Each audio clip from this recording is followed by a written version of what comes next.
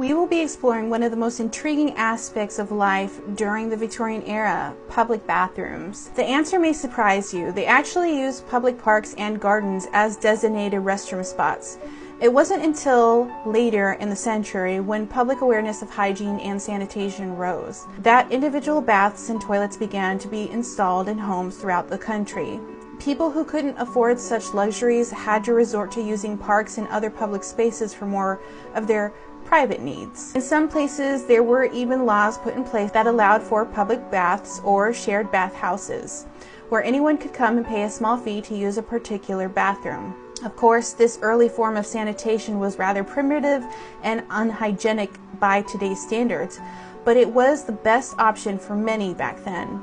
And interestingly, some of these public baths evolved over time into some of our most iconic public spaces.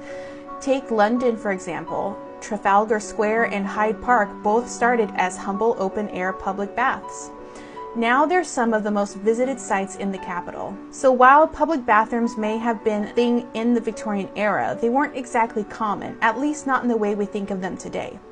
Most people had to make do with what was available, be it parks and gardens or public baths. Fortunately, by the end of the century, new technologies such as septic tanks and flush toilets had begun to revolutionize the bathroom.